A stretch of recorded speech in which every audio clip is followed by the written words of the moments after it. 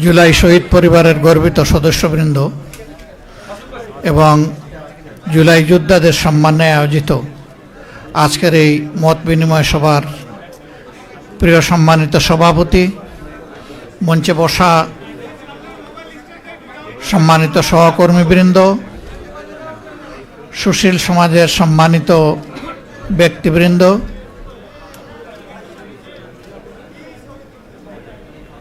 এবং আমার সামনে বসা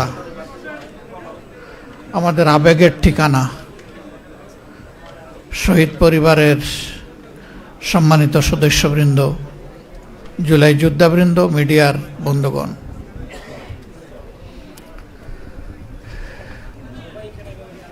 চব্বিশ সালের 31শে জুলাই বাংলাদেশ জামাতে ইসলামীকে নিষিদ্ধ করার সকল আয়োজন সম্পন্ন হয়েছিল। কি কারণে তারা 31শে জুলাই করে নাই তারাই ভালো বলতে পারবে। তবে আমরা নিশ্চিত হয়ে গেলাম যে 1 আগস্টে তারা আমাদেরকে নিষিদ্ধ ঘোষণা করবে। এর আগেও আমাদের সংগঠন বারবার স্বৈরাচারী সরকারের রুষানলে পড়ে নিষিদ্ধ হয়েছে। সুতরাং এই অভিজ্ঞতা আমাদের জন্য নতুন ছিল না, কিন্তু বাংলাদেশকে নিয়ে আমরা চিন্তিত হয়ে পড়লাম। তাহলে কি আধিপত্যবাদের বিরুদ্ধে এই দেশে আর কোনো সংগঠন তার অস্তিত্ব টিকিয়ে রাখতে পারবে না? আমাদের একমাত্র দোষ ছিল আমরা আধিপত্যবাদ মেনে নেইনি। এবারও দেখবেন ভারতের তরুণরা রাস্তায় নেমেছে, ছাত্র রাস্তায় নেমেছে। সরকার বলে দিয়েছে এই আন্দোলন জামাতে ইসলামী উস্কায়ে দিয়েছে। আমাদের নিয়ে তাদের এত ভয় কেন? তাদের ভয়ের জায়গাটা এককালীন একজন প্রতিমন্ত্রী তিনি বলেছিলেন যে বাংলাদেশে এক এক করে সকল রাজনৈতিক দলকেই পকেটে ঢুকিয়ে ফেলেছে একটা দেশ, শুধু একটা দলকে পারে নাই, এই দলের নাম জামাত ইসলামী। তিনি কিন্তু তখন অন্য দলের নেতা ছিলেন, শীর্ষস্থানীয় নেতা। এই জায়গায় সমস্যা আমাদেরকে নিয়ে। এর আগেই আন্দোলনের প্রতি আমাদের পূর্ণ সমর্থন ছিল, কিন্তু এই দিন আমরা সিদ্ধান্ত নিলাম যে নাও ডু অর ডাই, হয় মরব না হয় বাঁচার মতো বাঁচব। এই জন্য কোনো দলের শীর্ষ নেতারা যখন বলেছেন এই আন্দোলনের সাথে আমাদের কোনো সম্পর্ক নাই, এটা ছাত্রদের আন্দোলন, একই দিনে বাংলাদেশের কণ্ঠস্বর হিসাবে জামাতে ইসলামের সেক্রেটারি জেনারেল দলের পক্ষ থেকে দায়িত্ব পেয়ে তিনি প্রেস কনফারেন্স করে বলেছেন যে আমরা জামাতে ইসলামীর সাথে সম্পৃক্ত সকলকে এবং দেশবাসীকে আজকে তরুণ সমাজের পাশে দাঁড়ানোর জন্য, ঝাঁপিয়ে পড়ার জন্য আমরা আহ্বান জানাচ্ছি। একই দিন 2টা স্টেটমেন্ট এসেছিল। কিন্তু মহান আল্লাহর ইচ্ছা এবং সাহায্যে জনগণের এই আন্দোলন তরুণ সমাজের নেতৃত্বে যখন সফল হলো, তখন আল্লাহর কসম আজ পর্যন্ত এই আন্দোলনের কোনো কৃতিত্ব আমরা দাবি করি নাই। আমরা বলি নাই যে আমাদের এতজন শহীদ হয়েছে আমাদের দলের। আমরা বলি নাই যে আমাদের দলের কেউ এই আন্দোলনের মাস্টার মাইন্ড ছিলেন। আপনারা সবাই তার সাক্ষী। আমরা 6 তারিখ থেকে বলি নাই যে আগামীকালকে নির্বাচন দিয়ে দেন। আমরা 2-4টা আবেদন জানিয়েছিলাম। প্রথমত আমাদের দলীয় সহকর্মীদেরকে, কারণ এই দলটি বড় মজলুম দল ছিল। যেই দলের এক এক করে 11 জন নেতাকে হত্যা করা হয়েছে ঠান্ডা মাথায়, 1000 কর্মীকে হত্যা করা হয়েছে ঠান্ডা মাথায়, নারী, পুরুষ, শিশু, বৃদ্ধ, কোনো বাস বিচার ছিল না।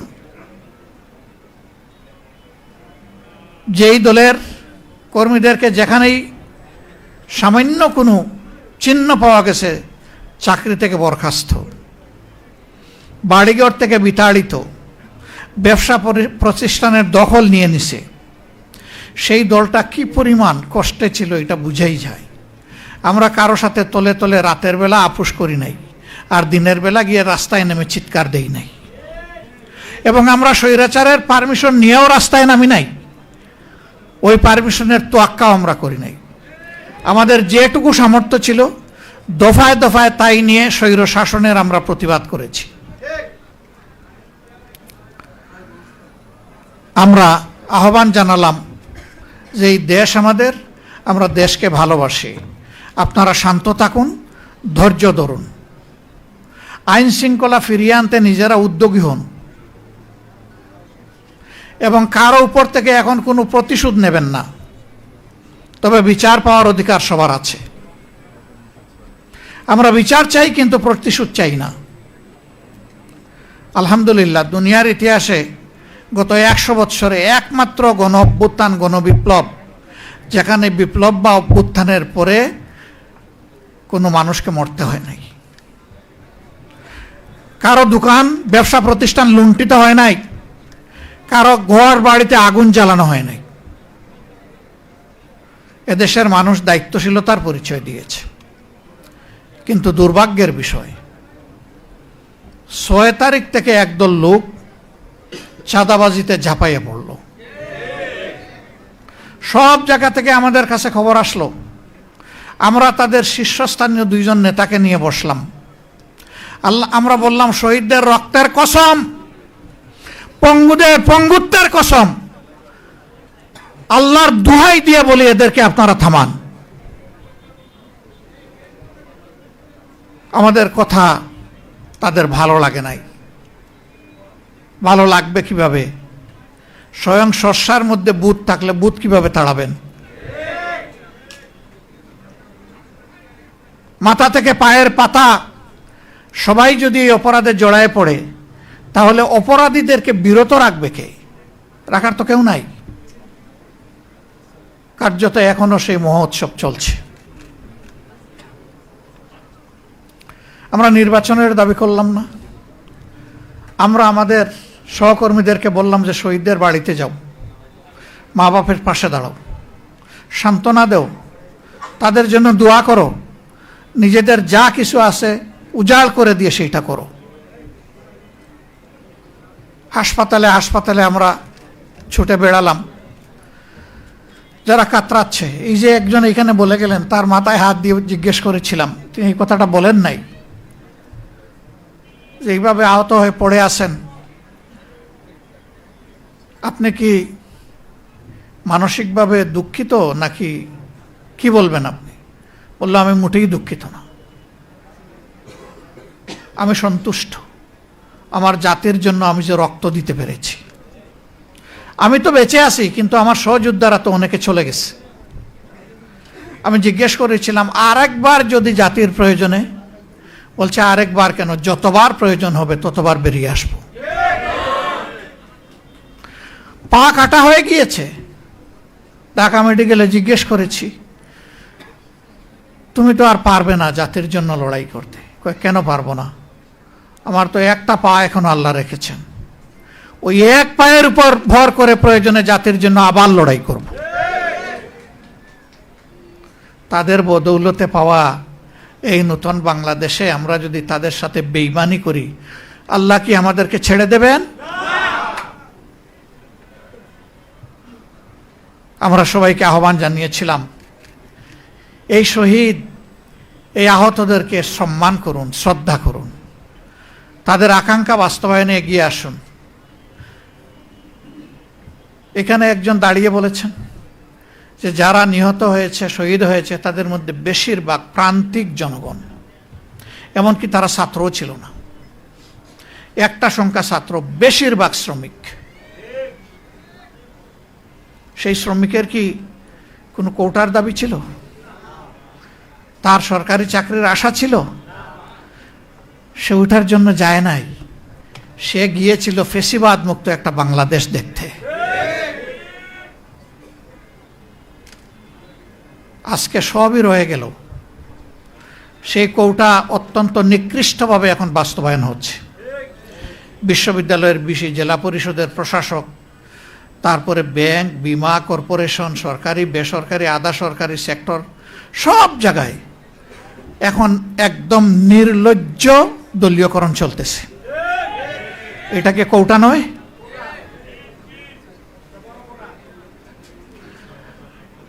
এখানে যোগ্য লোকদেরকে, দেশপ্রেমিক লোকদেরকে সরিয়ে দেওয়া হচ্ছে,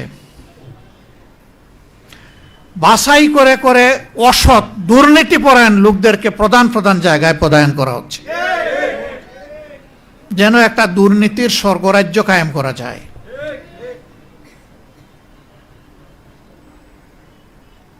আমরা আজকে কি জবাব দিব এই শহীদ পরিবারের সদস্যদের কাছে? কি জবাব দিব জুলাই যোদ্ধাদের কাছে, যে আকাঙ্ক্ষা নিয়ে তারা যুদ্ধ করেছিলেন, তাদের সন্তানরা জীবন দিয়েছিলেন? আমাদের কি জবাব? চিঠি লেখে খালি হাতে যুদ্ধ গিয়ে জীবন দেওয়া আনাসের মা বাবার কাছে আমাদের জবাব কি?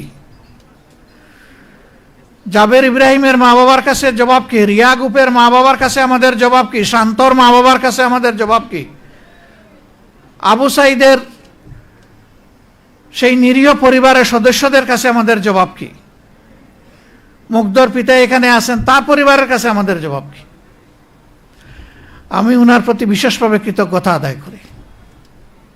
চেষ্টা করেছি আমি এবং আমার সহকর্মীরা গড়ে গড়ে শহীদ পরিবারে গিয়ে তাদের দোয়া নিতে। আমরা তাদের পরিবারেও গিয়েছিলাম, মেহরবানি করে উনারা আমাদেরকে সুযোগ দিয়েছিলেন যাওয়ার। সেই সময়টা আমরা ফিল করেছিলাম যে প্রাথমিক ধাক্কা সামলানোর জন্য আমাদের সামর্থ্য অনুযায়ী সব পরিবারের হাতে আমরা কিছু উপহার তুলে দিতে পারি কিনা। এই পরিবারের গর্বিত অভিভাবক তিনি বলেছিলেন, আমার ছেলেটি ছাত্র হলেও ফ্রিল্যান্সার ছিল। আমার যদ্দূর মনে পড়ে তিনি বলেছিলেন যে সে তার পার্সোনাল অ্যাকাউন্টে আমাদের জন্য 24 লক্ষ টাকা রেখে গিয়েছে। এই টাকা আমাদের ফ্যামিলি চলছে, আপনারা এসেছেন, বলেছেন, আমরা খুশি, এটা আমাদের লাগবে না। সবচেয়ে গরিব পরিবার থেকে এটা দিয়ে দিয়েন আপনারা। এখানে যারা জীবন দিয়েছে, যাদের সন্তান চলে গিয়েছে, সেদিন তাদের প্রতি আমার রেসপেক্টের মাত্রা অন্য উচ্চতায় চলে গেছিল। আমি বলেছিলাম তার নামে ভালো কিছু করেন, বলছে ওইটাও তো সে রেখে গেছে।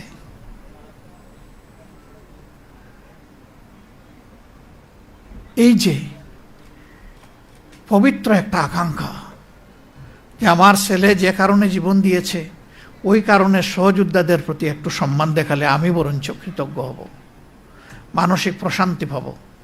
এই পিতার মানসিকতাটা যদি আমাদের শাসক গোষ্ঠীর মনে আসে, তাহলে তারা তাদের দায়িত্ব পালনে এই রকম অবহেলা দেখাতেন না। আমাদের এই সহযোদ্ধারা কি শুধু এই জন্যই জীবন দিল, যুদ্ধ করলো, পঙ্গু হলো যে এক দলকে তাড়াইয়া আরেক দলকে আমরা বসাই? বরঞ্চ তারা সিস্টেমের পরিবর্তন চেয়েছে, যে একটা আমূল পরিবর্তন আসুক। সেই সরকারের আমলে শিক্ষাঙ্গনগুলো ছিল সবচেয়ে খারাপ, গণরুম, গেস্ট রুম করে সেখানে টর্চার সেল গঠন করা হয়েছে, এমনকি মেয়েদের হলে পর্যন্ত। তো সেই অবস্থা থেকে আল্লাহ তাআলা আমাদেরকে নাজাত দিলেন। এখন মনে হচ্ছে আবার আমরা সেই একই অন্ধকার গলিতে ঢুকে যাচ্ছি। বাংলাদেশ জামাতে ইসলামী কি করবে? জামাতে ইসলামী কি সেই অন্ধকার গলিপথে হাঁটবে? ইনশাআল্লাহ না। আপনাদেরকে কথা দিচ্ছি, এই জুলাই বিপ্লব হওয়ার পর থেকে যতগুলা কথা বলেছি এই ব্যাপারে, ইনশাআল্লাহ আল্লাহ আমাদেরকে বাঁচিয়ে রাখলে তার সবটুকু আমরা পালন করব। আমাদের হাতে সব কিছু নেই, আমরা সরকারে যাইনি, কোনো আফসোস নেই, কিন্তু আমরা সংসদে তো আছি। সংসদে দেশবাসীর হয়ে, শহীদদের কণ্ঠ হয়ে আমরা চিৎকার করতে থাকবো ইনশাআল্লাহ। আমাদেরকে আপোষের অনেক প্রস্তাব দেওয়া হয়েছে, অনেক লোভ টোপ বিভিন্নভাবে দেওয়া হয়েছে, আমরা এ পর্যন্ত এগুলা ঘৃণা ভরে প্রত্যাখ্যান করেছি। আমরা বলেছি গণভোট আপনারা চাইলেন, আমরা চাইলাম, এখন আপনারা মানেন না, আমরা কিন্তু আমাদের জায়গায় আছি, আমরা এখান থেকে সরতে পারবো না। জনগণের সাথে আমরা বেঈমানি করতে পারবো না, আমরা করব না। আপনারা দোয়া করবেন আমাদের ওয়াদার উপর আমরা যেন টিকে থাকতে পারি, এবং ইনশাআল্লাহ আমরা আশাবাদী, আমরা আস্থাশীল, গণভোটের গণরায় এই বাংলার জমিনে বাস্তবায়ন হবে ইনশাআল্লাহ। আমরা ইস্যু ছাড়ব না। দ্বিতীয়ত, যারা জীবন দিল, প্রতিশোধ চাই না, কিন্তু বিচারটা কি পাবো না?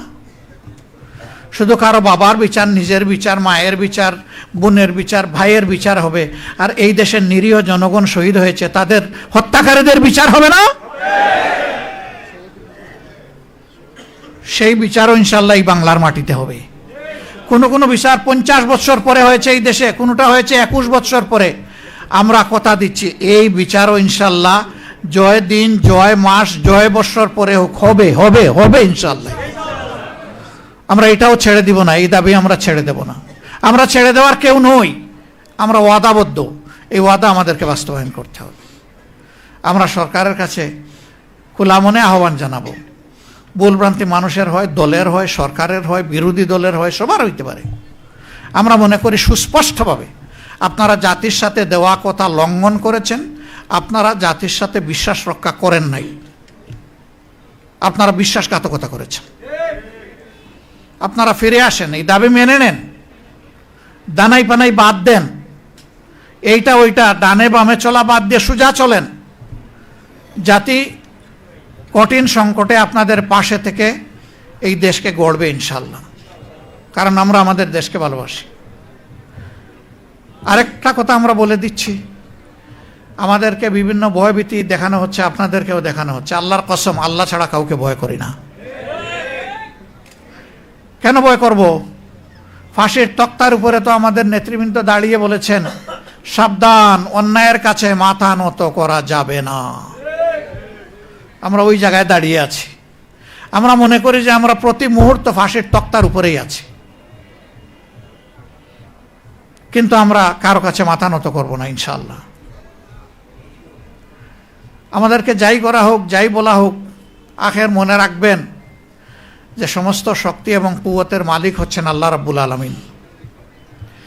এখানে একজন জুলাই যোদ্ধা, তিনি বলে গেছেন কোরআনের একটি আয়াত, কাম মিন ফিয়াতিন কালিলাতিন গালাবাত ফিয়াতান কাসীরাতান বিইজনিল্লাহ।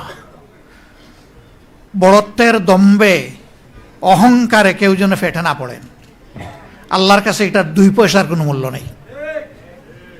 আল্লাহ চাইলে বিশাল বাহিনীর উপর ক্ষুদ্র বাহিনীকে বিজয় দিয়েছেন, বারবার দিয়েছেন ইতিহাসে। সে বিজয় তো আমরা দেখেছি। আমাদের সন্তানরা হাতের মধ্যে একটা দা কিরিস নিয়েও রাস্তায় নামে নাই। ইমানের অস্ত্র বুকে ধারণ করে, আল্লাহর উপর ভরসা করে, দেশপ্রেম, মানব প্রেমে উদ্বুদ্ধ হয়ে তারা খালি হাতে মোকাবেলা করেছে। সমস্ত অস্ত্র, গোলা বারুদ সব কিছু সেদিন বুথা হয়ে গিয়েছিল। এটি বিশ্বের ইতিহাসে আনপ্রেসিডেন্টেড, এটার কোনো তুলনা নাই। এই দেশের মানুষকে, যুব সমাজকে মেহরবানি করে ভয় দেখাবেন না। জুলাই যোদ্ধাদের উপর আক্রমণ হচ্ছে বিভিন্ন জায়গায়, আমাদের উপর আক্রমণ হচ্ছে। দোষ আমাদের একটাই, যে আমরা অন্যায়ের বিরুদ্ধে কথা বলতেছি। আক্রমণ করেন, অসুবিধা নাই। করতে করতে কে কোথায় যে পালায় আর ডুবে আল্লাহ তাআলা ভালো জানে। কিন্তু আমরা যা বলার জাতির অধিকারের জন্য আমরা বলেই যাব, আমাদের মুখ কেউ বন্ধ করতে পারবে না। আমি আপনাদের কাছে প্রিয় সংগঠনের পক্ষ থেকে গভীর কৃতজ্ঞতা জ্ঞাপন করছি।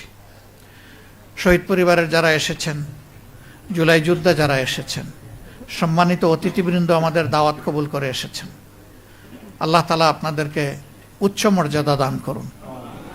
আমাদের প্রিয় শহীদদেরকে আল্লাহ তাআলা মুহাক্কিক শহীদদের তালিকায় অন্তর্ভুক্ত করুন। তাদের পরিবারকে আল্লাহ তাআলা ধৈর্য ধরার তৌফিক দান করুন। সারা বাংলাদেশে আল্লাহ তাআলা গড়ে গড়ে সেই রকম বীর তৈরি করে দিন। বীরদের আকাঙ্ক্ষা পয়দা হলে এই জাতি হবে বীরের জাতি, আর বীরদের আকাঙ্ক্ষা পদদলিত হলে এই জাতি হবে গুলামের জাতি। আমরা গুলাম হয়ে একদিনও বাঁচতে চাই না, গুলাম হয়ে 1 বছর 1 যুগ বাঁচতে চাই না, বরঞ্চ আমরা বীর হয়ে 1 সেকেন্ড বাঁচতে চাই। আল্লাহ তাআলা যেন সেই তৌফিক আমাদেরকে দান করেন।